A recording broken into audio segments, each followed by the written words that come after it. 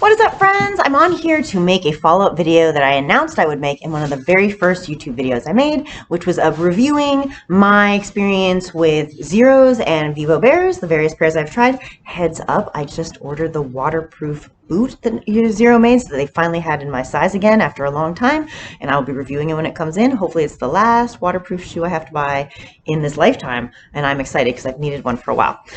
Sorry for that sidebar. Today, we're talking about all of my Naboso collection, because in that video, I mentioned that I use in my favorite shoes, my favorite insoles, right? It's funny. Back in the day, when I had very stiff, weak feet, it was constantly padding. I needed insoles with more padding in them.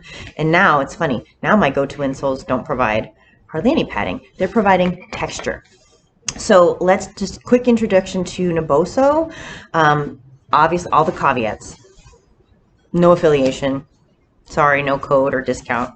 I've bought every pair with my own money. I have looked for when I can buy them on sale, but I've purchased them all outright.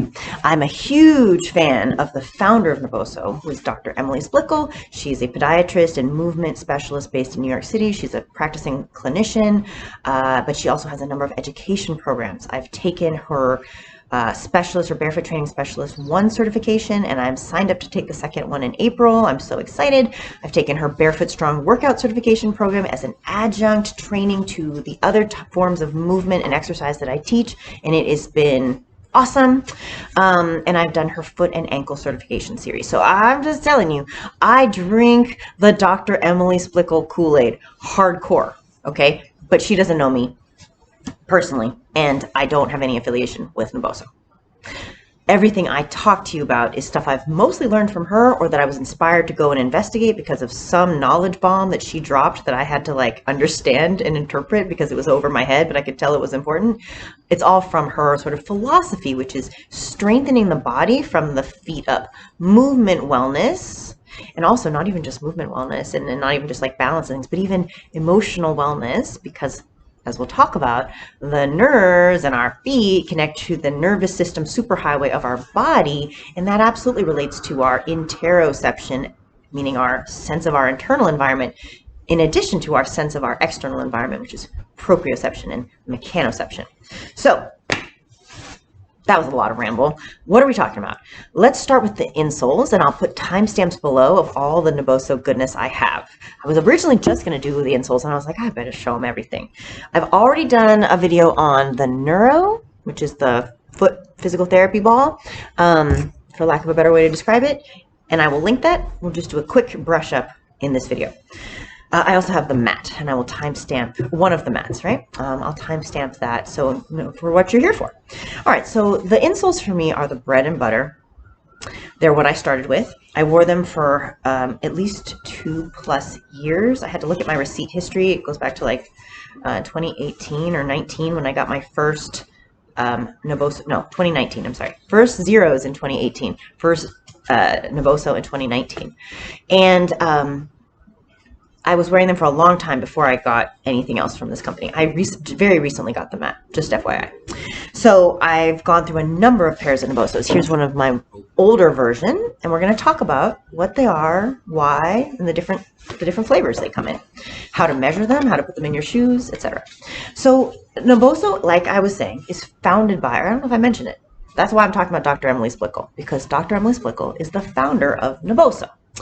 Naboso is a company separate from her like workout and her clinical practice. It's her company where she sells these goods that are made for sensory stimulation for all kinds of rehab or performance-based purposes, right? You can be wanting to stimulate your feet for a lot of different reasons. I'm going to talk to you about why I stimulate mine and how it's helped me personally, because I don't want to be out of bounds and try to make claims for other people. If you have a neurological disorder or suffering from a stroke or have like very specific conditions, she absolutely has resources that can discuss the science and the way that that could benefit you. I just don't want to make claims. If you were a personal friend of mine, I would be like, maybe you should try these, but just being totally clear, I'm just going to talk about my experience. So we want texture on the bottom of our feet. Why? Number one, because your body, your brain is looking for stimulation from your feet. Your body is looking for information about the world from your feet. Part of that is because your body's looking for information about the world from your connective tissue. I'm sorry, I'm just so worried about the light. I hope it's okay. I know it's like fading in and out. I'm sorry. I hope it's not terribly distracting.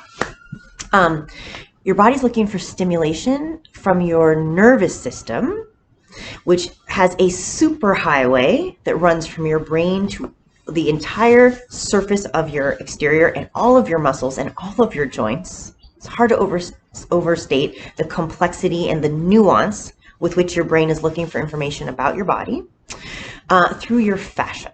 Your fascia is that superhighway. Okay? We also have connective tissue at our joints, like articular joint connective tissue that helps the bones, things glide past each other. Fascia comes in different forms. Some of it's more stretchy and glidey. Some of it's thicker and more supportive, like the stuff in our low back. We have various types of connective tissue, but very generally speaking, within what we think of as our fascia, which is more of like this net, glidey, stretchy stuff, a huge portion of our sensory nerves are housed in that tissue. And it's the way our body is mapping, like you can almost imagine those electrodes on, like if they're going to make like an animated movie and they're going to have someone do a physical sequence trying to map their movement. Your body has, but obviously a lot more points, right, than just like elbow and wrist. Your body is looking for a map of your physical self, and it's finding that through things like your joints and your connective tissue. And that connective tissue web interfaces directly with the world at your glabrous skin, which is the skin we find without hair, hairy skin, glabrous skin, on our hands and feet. Your hands have a lot denser nerve innervation, right? Greater nerve density than your feet for things like, obviously we're exploring, things are sharp, things are hot. We got to be more hypersensitive with our hands. But our feet, which need probably a little bit less sensitivity because we were designed to walk around on them on all forms of surfaces, they also are sending huge amounts of information back to your brain about the steadiness of your body, the vibration of the surface of the ground, the impact force that you're creating and how it's going to either degrade or how you can use it to propel your body forward. It's looking for stretch. So if you're doing a barefoot workout, like I love to practice, then having your skin of your foot stuck to the ground and as you like do stuff with your upper body, just that glidey stretch is also hugely informative and stimulating to your brain. Now, we want our brain to be online and talking to our feet in general for like functional stuff, right? So that we're optimizing our body. But say we've dug a hole like I had, and we wore orthotics and stiff shoes and, tight laces for 30-something years, and I had just really immobilized my feet. Then I have sort of two reasons to want to stimulate my feet. The first layer of that is just bringing them back online. I just want my brain to be able to feel my foot, let alone my foot to feel the world, and for my brain to understand and help it communicate with the world. So it's a two-layer process. So I've used Naboso, number one, after I had sort of begun this journey and was strengthening my feet and wearing minimalist shoes absolutely of any kind, or just walking barefoot more. Truth be told, just walking barefoot more, dancing barefoot, etc. in my house, my garden. I don't know if I danced barefoot in my garden for a long time, but in my house. Then is a great way to just strengthen your feet in general. And then you also want, once you sort of get the muscle mass and the activation of the muscles, you want to start being able to do more with them, right? You want to finesse your ability to walk better, to move better, to articulate your feet better. And you can absolutely get a long way in just a barefoot shoe doing that. But if you're like me and it's worth it to you to invest to get even more benefit there, or to sort of fine tune your process, if you want greater feedback, then literally feedback is what you'll get from the Naboso. So when I started wearing Naboso, I became so much more aware of my footfall and the way I was negotiating the floor or not really negotiating the floor with each foot. I was able to notice asymmetries between my right foot and my left. A huge glaring example for me was that literally my left foot was swinging through almost like a club foot, wasn't even dorsiflecting well and engaging the ground at all, kind of alarmingly. It was much more just like swinging through, and my right foot was scootering while my left foot freeloaded. And part of that, I don't know if I've shared too much of my foot history, but when I was a baby, when I was like 2 years old, I was diagnosed that I was becoming clubfoot, and they did some surgery on my foot, and they put me in a corrective cast for some substantial time when I was like 2. So you can imagine developmentally and for learning how to walk, that was probably a pretty critical time for those muscles to develop. And thereafter, I was always in very stiff, like pediatric restrictive shoes. I mean, they were so hard. I have seen some of them, like harder than men's dress shoes. It's really crazy. It makes me sad for my little child body. But anyway, I wore those, and then lo and behold, I needed orthotics my whole life because my feet were so enfeebled, in part from that early life conditioning or deconditioning. And then I wore orthotics forever, and I wore orthotics in like Asics stabilizing shoes. So I was a really hot mess. So my feet had to come out of a deep, deep hole. And wearing the Nabosos has literally been able to help me fine tune hearing with my brain what my feet are doing against the floor, feeling what they're doing against the floor. And it might sound like a super unsexy point, but when you ask like, what is the benefit of Naboso, or for me, the insoles, it's that it's helped me learn how to walk. It's helped me learn how to walk. It's helped me, when I go and walk my dog, who's not here in this particular video, he wanted to be inside. When I walk my dog, I literally practice walking. Every step is like a bit of a meditation. Be like, how am I doing today? Am I taking good steps? Am I propelling myself through space? How's my rollover? Am I overly pronated? Which fortunately doesn't happen for me anymore these days. Now I'm at a point I'm pretty advanced, feeling pretty advanced, and I can actually get a really satisfying lateral to big toe press over between the big toe and the first toe would be sort of the equivalent in my hand posture. Pretend that that's the case. My thumb would actually be my anatomical equivalent to my big toe evolutionarily, but it doesn't reach anymore.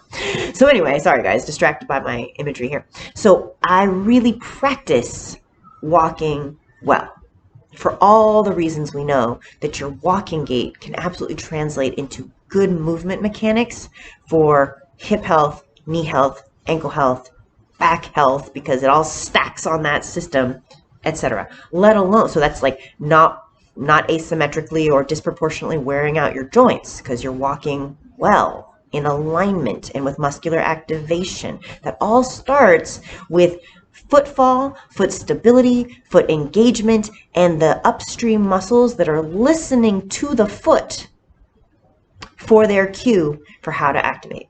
So for me, as like it helps me walk, for as like unsexy as that is, it's everything. It's the total game changer. And so, they are an investment.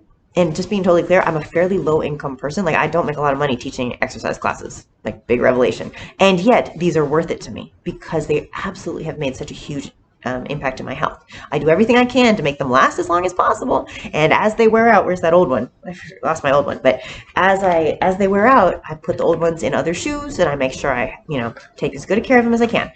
The inspiration for today's video is that I've worn out this pair, or substantially worn it out in the major pressure points where we have the maximum nerve density, is like the ball across the balls of our feet and our heel, not as much in the arch.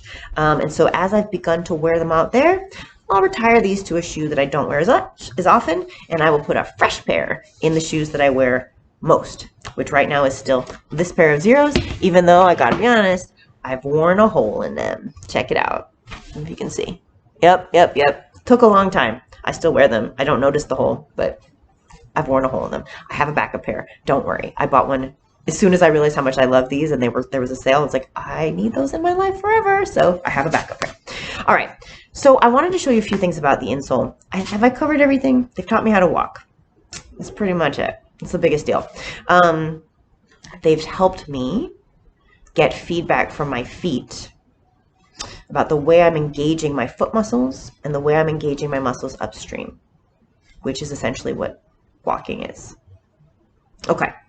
That's the biggest thing. I mean, even down to like, if I can feel my toes better in my shoe, I can get, oh, that was the other thing I want to say. Just stimulating your feet in general, not even for the purpose of movement, could be a really powerful thing for your brain. Because if, like my story, for example, I was talking about, sorry, I'm getting weird.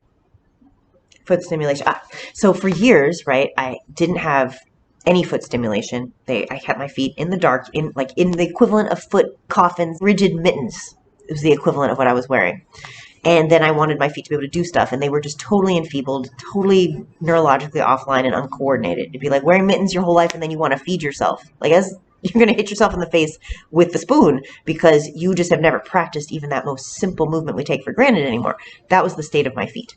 So in addition to getting more feedback about something that's higher on like the totem, like walking, just getting parts of my brain stimulated that are designed to talk to my feet was a really big deal for me. And that in of itself could be a reason for you to want to get them. Okay. So quickly, let's just talk about how I like to customize my Naboso for my shoe. These, by the way, are the Naboso Neuro. There's several different textures. I showed you one of the older ones. Personally, if you're in the barefoot world, you don't need to start with the gentle ones. If you have super delicate, sensitive feet, this would probably be for you. But if you're trying to get foot stimulation, then go with as much stimulation as Dr. Emily will sell you and get most bang for your buck. And if they're a little too intense at first or tickly or something, just break them in. All right, get used to it. But I would say if you're trying to strengthen your feet and you're walking around barefoot, or you're using in the camp of using minimalist shoes and you're following me, then you probably don't need to start here. I regret this purchase. This was a waste. I should have gone straight to the goodness. Just FYI. I still keep them in old shoes. It's better than nothing, but you can probably hack the greater sensitization. So the Neuro and all the stimulation in the Nabosos comes from this idea of 2-point stimulation on the feet. Like I was saying earlier, we have sensory nerves in the feet that pick up all different types of things, vibration and pressure and light touch. 2-point stimulation is on the light touch type of category, and that is part, like, of all the different types of stimulation you want from your feet and to expose your feet to.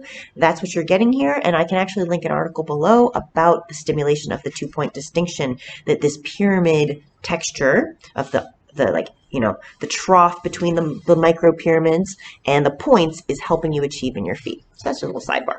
So when I want to put a new pair in my shoes, I either just start with the ones that I'm taking out of the shoes, or I use the insole that came out of the shoe. And in this case, that's a pair of Zeros. And you can tell I've never used these insoles because I don't wear them, because I use the Nabosos, or I don't use them at all. Nothing against them. These are a really nicely well-made insole. That's why I saved them. I should use them for something. But I will just trim it straight to the insole. I will trim it, however, from the heel. Do not trim the toe. It's not exact to the zero, right? It's not exact to the zero, although I think when it's in the shoe, it aligns a little better, but I never feel that gap. If I've, in the past, my first pairs, I think I tried to slice them this way, because I think if you bought insoles before, sometimes there's like lines on the front of the shoe for like size 8, size 9, size 7.5, whatever it would be. And for some reason, I think I was thinking to cut here, and that was a mistake, because then I had some gaps and it just didn't lie flush. When I cut this from the heel, it sits perfectly into the zero, and I feel quite flush. I feel flush, like I don't feel that gap. So that's just from my experience. I hope that that's the same for you. In any case, I think it would be a mistake. Here, I'm sorry. That's what it really is. I think it would be a mistake to cut from the top, because it's a lot harder to get it right to the curvature. It's already in a pretty good shape for a universal fit. So just putting that out there. Cut length from the heel if you need to. And then that's it, guys. They honestly, the corners, you don't need to make it super smooth. It will round to your heel cup. And they don't provide any support. You guys know all this. They don't provide any support. They're just for the texture. No support, and they will not inhibit the minimalist. They're not stiff at all. Whatever flexibility you have in your shoe, they will imitate and mimic and complement. All right, let's talk about some other toys. So real fast, because like I said, I have already reviewed the Neuro. I really just want to come up and say I still love it. Reminder, it comes with the rad roller in the middle, which is great if you want to do like fine point work between the metatarsal heads. This is about the density of a lacrosse ball, so it's quite hard, and you can really get some like elbow action into the bottom of your foot with it, right? No matter where you want to put it, point of your heel, yeah, detail work. The Neuro shell itself, it can be formed into a ball and used like a lacrosse ball if you want to roll your foot.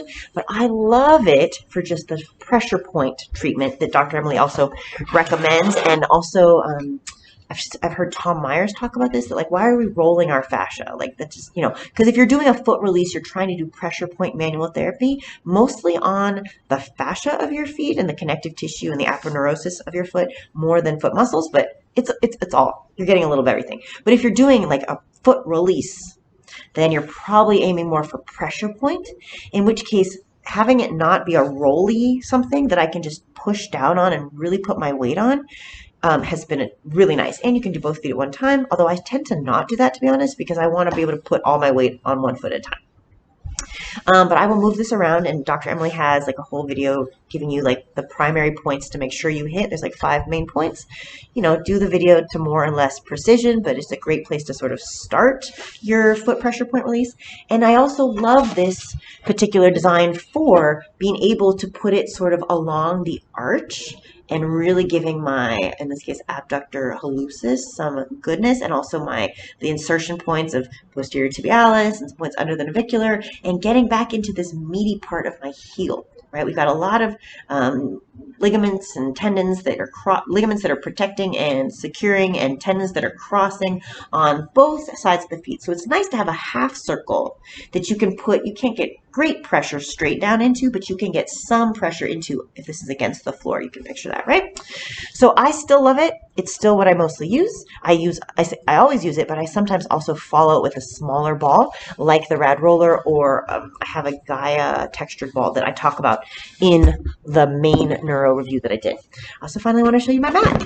This is my most recent splurge. Ooh, it's really, really, really nice. It's beautiful quality. It's honestly the best quality, like in terms of yoga mats and things that I've purchased in the past. It's beautifully textured, fabulous thickness and weight. It's just very well made. Has sort of skirt flaps on both ends as well. I don't fully know what that does, but I do like it. Yeah, just makes a little added goodness. The texture, more important, the actual surface texture is more pronounced than the even Neuro that I use. By the way, there's others besides the Neuro now, one of which is a two-sided insole. I've not tried that, and I'll just be honest, my reason is because, again, I'm trying to go for most texture and most longevity out of the equipment for my buck, and I'm guessing based on the wear pattern, see how it wears out on the bottom too? I just am feeling like if I'm wearing out one side of the Naboso surface, I'm going to wear out the bottom as well, so I would rather just buy a single one and save a little money, because I think the double side is more expensive, so I'm just going to save and go through more of them, sadly, but that's my thoughts on it, just for what it's worth. And there's a few other options now, but I feel like at least the last time I purchased, this was the least expensive for the most texture option. So getting back to comparing it to the mat has even more texture. I can show you side by side, but I don't think the visual really makes it very obvious, but I can try to capture. Sorry, the glare. That might be just totally useless, but for what it's worth, for whatever little it might be worth, the mat texture is awesome. It's very spiky and very stimulating, but in a totally comfortable way. If you're already wearing these, your feet are just going to be like, yes, give me more. It feels really good. Actually, a friend got the mat and the insoles not long ago, and she said she felt like she had gone for a barefoot walk in the woods after doing a barefoot exercise, like workout on her mat. I was like, yes, that's a great way of describing it. I think it feels amazing. I use it for, I don't know if I mentioned already, but I'm certified in Dr. Emily's barefoot training or barefoot strong workout program, which I use as like an adjunct to a lot of the other types of exercise I do for my own personal practice and in what I teach. And I love to do my balance and strength training, my squats, my deadlifts, like, anything I can practice on my feet, hip airplanes, things like that, balance work, single leg work, if I haven't already made that clear. I love to practice it on this mat. I also sometimes teach my classes on this mat, but I tend to like to be able to move, like swivel my feet in my classes, and this has enough resistance that, well, it might be good for my personal practice. I find it distracting when I'm teaching.